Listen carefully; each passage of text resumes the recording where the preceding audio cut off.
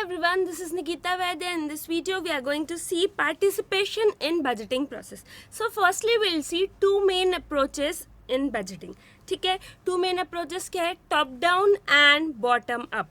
Top down में क्या होता है कि सीनियर मैनेजमेंट बजट बनाता है, उसको कन्वे करता है डिपार्टमेंट के मैनेजर्स को और वो लोग उसको फॉरवर्ड करते हैं किसको, बजट होल्डिंग स्टाफ को. This is how it works, top down approach.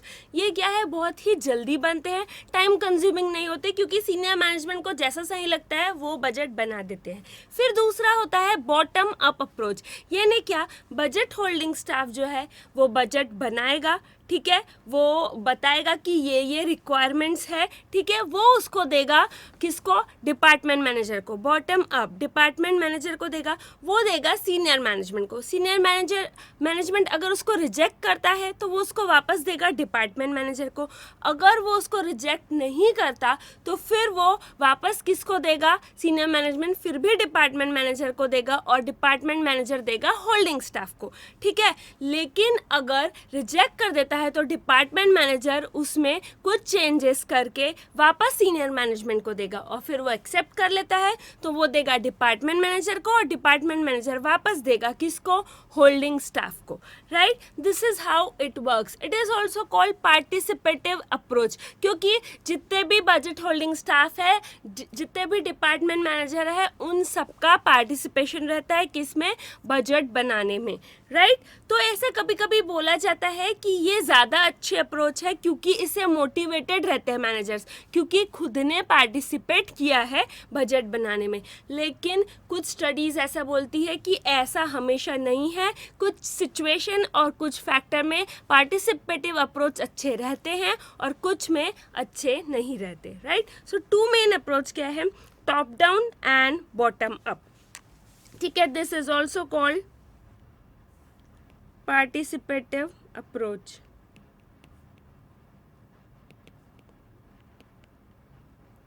This is participative approach. Top down approach में क्या, सीनियर मैनेजमेंट एक कॉर्पोरेट प्लान बनाएगा, ठीक है, उसको डिपार्टमेंट मैनेजर को देगा और फिर ये देंगे बजट होल्डिंग स्टाफ को. सीनियर मैनेजमेंट ने बना लिया, फिर उसके बाद डिपार्टमेंट मैनेजर को दे दिया और फिर बजट होल्डिंग स्टाफ को फॉरवर्ड कर दिया गया. This is top down approach. क्या बताया था, quick to make, time consuming नहीं होते हैं. ठीक है, फिर दूसरा क्या, बॉटम अप, मतलब बजट होल्डिंग स्टाफ बनाएगा, असेसमेंट के लिए भेजेगा डिपार्टमेंट मैनेजर को, फिर वो क्वांटिफाई करेंगे रिक्वायरमेंट क्या है, ये सब क्वांटिफाई करने के बाद सीनियर मैनेजमेंट को देंगे. अगर रिजेक्ट हो गया तो वापस जाएगा डिपार्टमेंट मैनेजर के पास, फिर वापस से वो ठीक करके भेजेंगे सीनियर मैनेजमेंट को. ठीक है, अगर एक्सेप्ट हो गया तो क्या, वापस जाएगा डिपार्टमेंट मैनेजर को जो कि दे देंगे बजट होल्डिंग स्टाफ को. दिस इज बॉटम अप क्योंकि बजट होल्डिंग स्टाफ से सीनियर मैनेजमेंट की तरफ जा रहा है. भले ही सीनियर मैनेजमेंट वापस उसको फॉरवर्ड बजट होल्डिंग स्टाफ को ही करेगा क्योंकि ऑपरेशंस उनको ही करने हैं, लेकिन जब बजट मेकिंग के प्रोसेस है तो budget holding staff, then department manager and then senior management. Right, so factor influencing effectiveness of participation. जैसे मैंने बोला, जो पार्टिसिपेटिव अप्रोच है वो कहा जाता है कि अच्छी है, लेकिन यह हमेशा अच्छी है ऐसा ज़रूरी नहीं है. बहुत सारे फैक्टर्स इन्फ्लुएंस करते हैं. तो क्या फैक्टर्स हैं और उनका क्या इफेक्ट है, ठीक है, देखिए. सबसे पहले ये स्टडी का नाम है, this is not that much relevant, just लिखा है मैंने बताने के लिए ये कि स्टडी की गई है, इसने की है, ये ईयर में की है. ठीक है, फैक्टर क्या है, personality. Factor personality, who are more highly authoritarian, मतलब जिनको बॉस की तरह रहने की आदत है. पार्टिसिपेटिव अप्रोच उनके लिए काम के नहीं क्योंकि उनको अपनी अपनी चलानी है, सबकी सुननी ही नहीं है, तो पार्टिसिपेटिव अप्रोच का मतलब नहीं है. वर्क सिचुएशन में, ठीक है, वर्क सिचुएशन में क्या कि हाईली प्रोग्राम्ड है, टेक्नोलॉजिकली कंस्ट्रेंड है, मतलब प्रोग्राम्ड है, ये होगा इसके बाद ये होगा, ये होगा इसके बाद ये होगा. तो पार्टिसिपेटिव अप्रोच का कोई मतलब नहीं है क्योंकि पूरा जो सिचुएशन है, एनवायरनमेंट है, वो हाईली प्रोग्राम्ड है. ठीक है, लोकस ऑफ कंट्रोल, क्या, for those individual who feel they have a low degree of control over their destiny. कुछ लोगों को लगता है उनके डेस्टिनी पे, उनके भविष्य पे, वो जो करने जा रहे हैं उन पर उनका कंट्रोल ही नहीं, जो हो रहा है होने दो। तो पार्टिसिपेटिव अप्रोच कुछ काम की नहीं है, जो हो रहा है होने दो, वो जो बोलेंगे सीनियर वो हम कर लेंगे, हमारा किसी चीज़ पे कोई कंट्रोल नहीं है। ऐसे भी लोग होते हैं, राइट? तो कोई मतलब नहीं, ये छोटी छोटी चीज़ों का बहुत इफेक्ट होता है जनरल लाइफ में, ठीक है?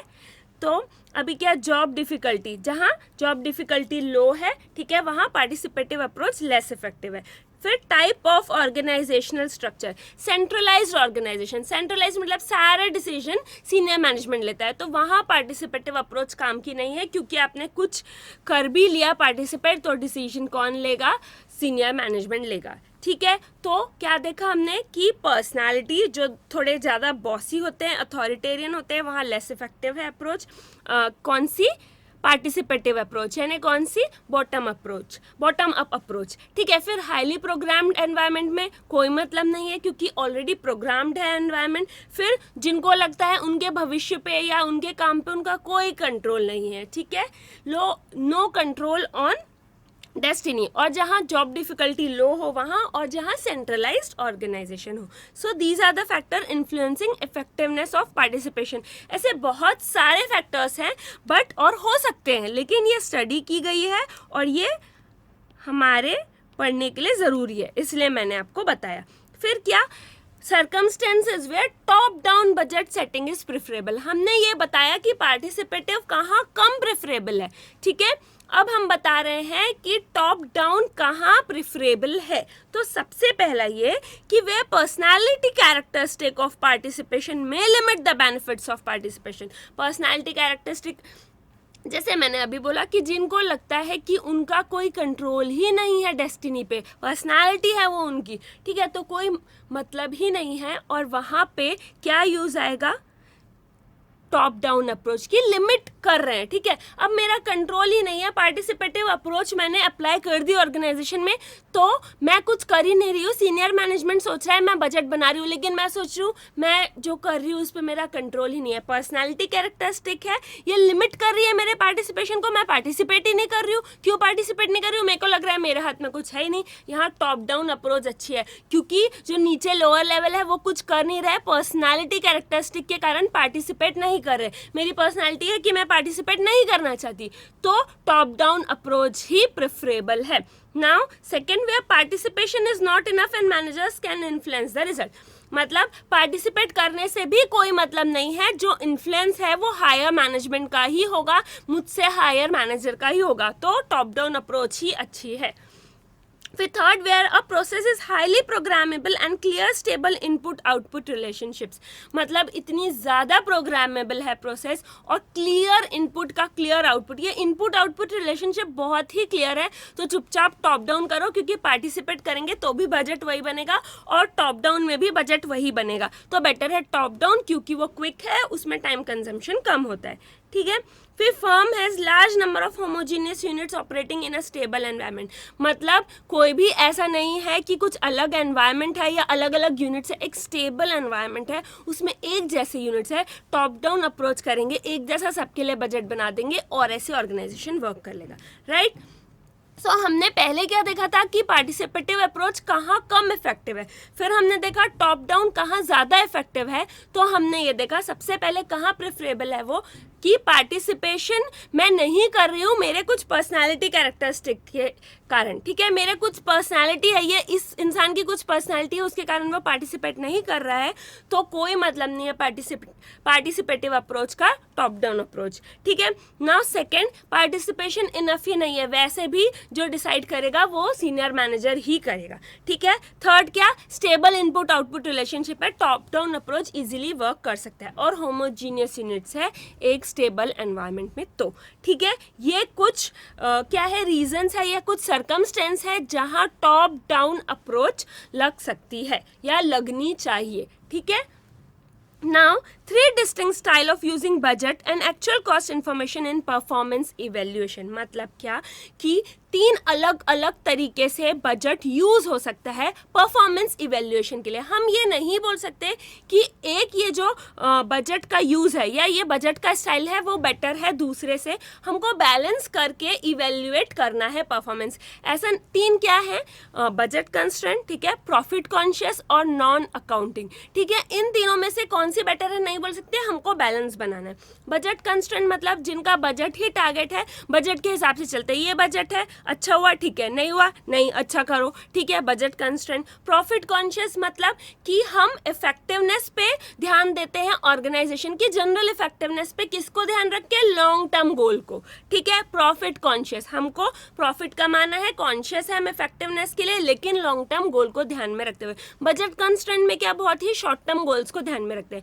नॉन अकाउंटिंग मतलब अकाउंटिंग रिलेटिवली वेरी लो, मतलब क्या, relatively very low use of accounting, ठीक है, वहाँ पे हम अकाउंटिंग पे ज़्यादा ध्यान देते ही नहीं है। नॉन अकाउंटिंग, नॉन फाइनेंशियल, इन पे ज़्यादा ध्यान देते हैं, ठीक है। सो पहला बजट कंस्ट्रेंट, ठीक है, इसमें क्या, शॉर्ट टर्म टारगेट्स को मीट करना, meet budget on short term basis. फिर प्रॉफिट कॉन्शियस, इसमें क्या, जनरल इफेक्टिवनेस ऑफ ऑर्गेनाइजेशन पर ध्यान में किसको रख के, लॉन्ग टर्म गोल को, ठीक है, general effectiveness in relation to long term objective. Third कौन सा, नॉन अकाउंटिंग। नॉन अकाउंटिंग में क्या, कि जो अकाउंटिंग है उस पर बहुत ही कम एम्फेसिस करते हैं, ठीक है। Accounting data place relatively unimportant part, इतना इम्पॉर्टेंट नहीं है, रिलेटिवली अनइम्पॉर्टेंट है, ठीक है। अब हम देखते हैं कि ये तीनों स्टाइल है, हमको बैलेंस मेंटेन करना है। अब देखते हैं कौन से अलग अलग फैक्टर्स का ये तीनों स्टाइल में क्या क्या इफेक्ट है, ठीक है। देखिए, summary of effect of 3 styles of management. क्या इफेक्ट है, जब बजट कंस्ट्रेंट स्टाइल रहेगी, जब प्रॉफिट कॉन्शियस रहेगी, तब और जब नॉन अकाउंटिंग रहेगी, तो ये सब का क्या होगा, इन्वॉल्वमेंट विथ कॉस्ट का क्या होगा, जॉब रिलेटेड टेंशन का क्या होगा, ये 5 फैक्टर्स जो दिए हैं उनका क्या होगा जब ये 3 अलग अलग बजट का स्टाइल रहेगा। सो पहले बजट कंस्ट्रेंट में involvement with cost, cost involvement high, क्यों, क्योंकि ऑफकोर्स बजट मतलब ये कॉस्ट रिड्यूस करना है, ठीक है, ये रेवेन्यू बढ़ाना है, सिर्फ हम किस पे, नंबर्स पे ही प्ले कर रहे हैं, हमको बजट मीट करने हैं, तो ऑफकोर्स हाई। प्रॉफिट कॉन्शियस में involvement with cost, of course high, क्यों, क्योंकि प्रॉफिट कॉन्शियस में भी बेसिकली हमको प्रॉफिट कमाना है, भले लॉन्ग टर्म गोल को ध्यान में रख के, तो कॉस्ट से इन्वॉल्वमेंट हाई होगी। नॉन अकाउंटिंग में लो, क्यों, क्योंकि accounting data place unimportant role, non financial measures पे ज़्यादा ध्यान देते हैं। जॉब रिलेटेड टेंशन, बजट में हाई, ऑफकोर्स हाई, क्यों, क्योंकि ये टारगेट मीट नहीं हुआ तो शायद जॉब जा सकती है, ये टारगेट मीट नहीं हुआ तो बोनस नहीं मिलेगा, जॉब रिलेटेड टेंशन बहुत रहती है बजट में। प्रॉफिट कॉन्शियस में मीडियम, मतलब हमको आज प्रॉफिट तो कमाना है लेकिन लॉन्ग टर्म ऑब्जेक्टिव भी देख रहे हैं, तो इतनी टेंशन नहीं है, क्योंकि लॉन्ग टर्म गोल को देख के डिसीजन लिया जाता है। नॉन अकाउंटिंग में मीडियम, ठीक है। मीडियम क्यों, लो क्यों नहीं, क्योंकि थोड़ी बहुत टेंशन तो हर इसमें रहेगी, नॉन फाइनेंशियल मेजर्स को देख के रहेगी लेकिन रहेगी, ठीक है। Manipulation of accounting information, accounting information को बदलना, मैनिपुलेट करना, तो बजट में तो रहेगा, क्यों, क्योंकि हमको टारगेट मीट करना है, तो हम भले ही मैनिपुलेशन करके करें लेकिन करेंगे, क्योंकि इससे बोनस मिलेगा, इंसेंटिव मिलेगा, टेंशन नहीं होगा, जॉब नहीं जाएगी, ठीक है। सो एक्सटेंसिव। प्रॉफिट कॉन्शियस में लिटिल, थोड़ा हो सकता है, क्योंकि आज प्रॉफिट कमाना है तो थोड़ा मैनिपुलेशन कर सकते हैं लेकिन कम होगा, क्यों, क्योंकि लॉन्ग टर्म गोल को देखना है, तो हो सकता है कि आज अकाउंटिंग इन्फॉर्मेशन इतनी अच्छी नहीं है, हमारे फेवर में नहीं है, लेकिन लॉन्ग टर्म गोल के लिए अच्छी है, इसीलिए मैनिपुलेट करने की ज़रूरत नहीं है। नॉन अकाउंटिंग में तो ऑफकोर्स लिटिल, क्योंकि accounting data plays a unimportant role relatively.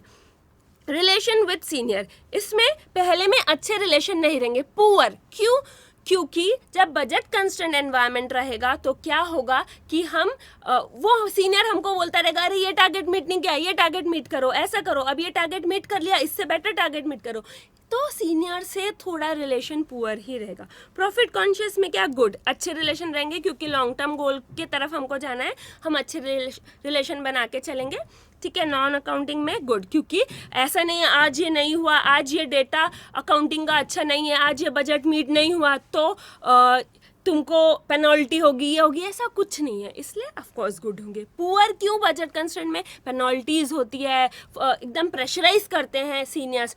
फिर रिलेशन विद कलीग, ये भी पुअर होंगे, क्यों पुअर होंगे, देखिए, पुअर होने का रीज़न ये है कि हम compete करेंगे। मैं एक इंसान हूँ, मेरा एक बजट है, उसका भी एक बजट है, हम compete करेंगे, एक दूसरे को इन्फॉर्मेशन नहीं बताएंगे।